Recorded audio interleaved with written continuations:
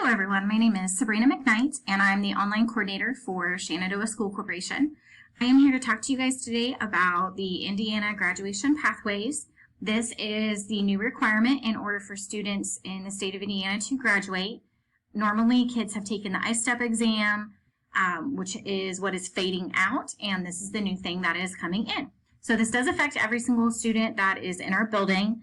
The current seniors can still use I-STEP to graduate, but for the most part, if they haven't passed the I-STEP, then we are using this for everyone for the current seniors. But everybody, juniors, sophomores, and freshmen have to use Indiana, the graduation pathways. So I'm going to talk about these. Basically, they have what we call, or what I call, buckets that need to be filled. There's 3 different buckets. So the first one we're going to talk about is the credits. The second one that we are going to talk about is learning and demonstrating about employability skills. And then the third one is the post-secondary ready competencies. And I know those might sound like a lot of big words, but when I break it down, it's going to be a lot easier to understand. So for the first bucket that you have to fill is this first box up here at the top, and it's your diploma requirements. In order to graduate from the state of Indiana, you have to get a diploma. There are different types of diplomas that the state offers. So the first one is a Core 40 diploma. Then they have a Core 40 with technical honors, a Core 40 with academic honors, and then a general diploma. So you just have to earn one of those 4. The differences between them kind of are based on the types of classes that you have to take, or the grades that you're going to earn, or what you're planning on doing after you graduate from high school. So later on, we'll go dive a little bit deeper into those diploma types.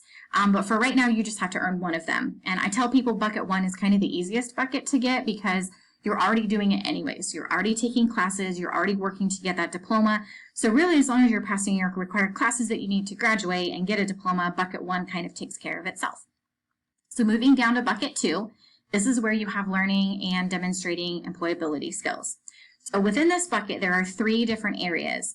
There is project-based learning, there is service-based learning, and there is work-based learning. You do not have to do all 3. You only have to do one of them. If you want to do more than one, that's great. We definitely encourage students to get involved in stuff, but you only have to do one of these in order to fill the bucket. So the first one is project-based learning. According to the project-based learning at Shenandoah, they have a computer science class that you can take, or if you do a really big project, like something such as an Eagle Scout project, that would count. If you have any other big projects that you would be interested in, that would be something that you would need to just make sure and talk with the counselor first, Mr. Wiener, just to make sure that it can get approved. But those are either a class that you can take or an example of a project. The second one that we have is service-based learning, and this kind of catches a lot of kids because a lot of kids are involved in a lot of this stuff. So with the service-based learning, down here it says significant participation in any of the following, and I'm going to talk about significant participation for a second, because it's not just, oh, I signed up for a club and I fill the bucket. You have to make sure that whether it's a club or whether it's a class, you are regularly attending, you're participating, you're attending the events, whether it's during school or after school, and you are staying actively involved for the duration of the year in order to be able to consider this your skill that you are using to fill your bucket. So things that Shenandoah has is if you participate in a varsity sport, if you do band, cheerleading, choir, FFA, 4-H, the Health Occupation Students of America, National Art Honor Society, National Honor Society, Students Against Destructive Decisions, Sources of Strength, Student Council, Task, the Transformers Club, or Voice. So if you are involved in any of these clubs or sports or after-school activities, if you are involved with any of those, that will fill bucket 2. It will give you your service-based learning experience and you're done. If you are not involved in any of those, then we go down here to letter C, which is work-based learning. With work-based learning, you can meet this by either attending a full year at the Career Center, or if you take a supervised agriculture experience class, or if you do cadet teaching. Either one of those 2 classes will also fill the work-based learning. The last one down here at the bottom is student employment.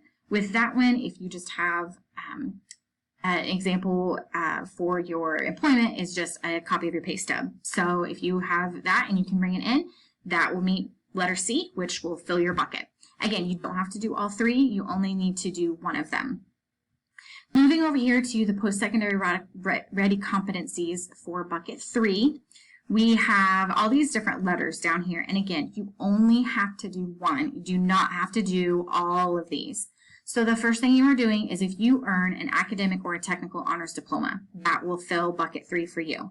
Again, those were up here. So if you are already working towards an academic honors or you're working towards a technical honors, that will fill this bucket. Now again, you have to graduate with it. You can't just be working towards it. You have to get that academic honors at the end of the year.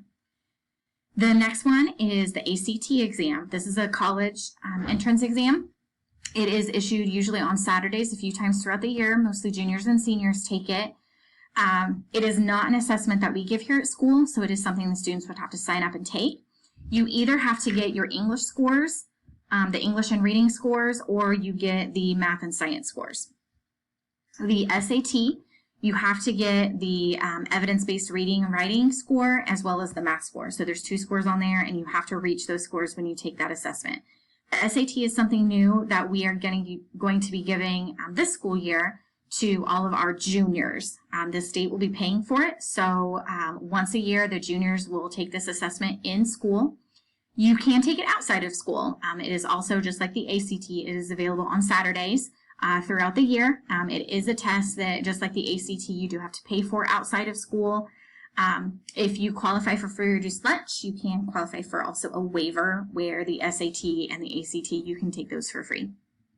Next one that we have down here is the ASVAB. It is our one of our military exams that we offer. And I always tell kids, you're not enlisting, we're not recruiting you, but it is assessment that what the military uses to qualify students to participate in the military. And so since that is an assessment that they use, the state has said that that is an assessment that we can also use. You only need to reach a score of 31 to qualify for bucket and fill bucket 3. If you receive any type of an industry certification, so you would reach that by if you go out to the Career Center and take a class and get a certification, that would fill bucket 3. So a lot of times if you go out to the Career Center, you can fill bucket 2 and you can fill bucket 3 by taking a class that's out there and getting that certification. Letter F is if you participate in an approved apprenticeship program. Any types of these apprenticeship programs, they're kind of few and far between. There aren't too many of them. So if that is something that you're interested in, just check with Mr. Reader and he can let you know what's approved. Letter G is if you earn at least a C average in 6 high school CTE pathway classes.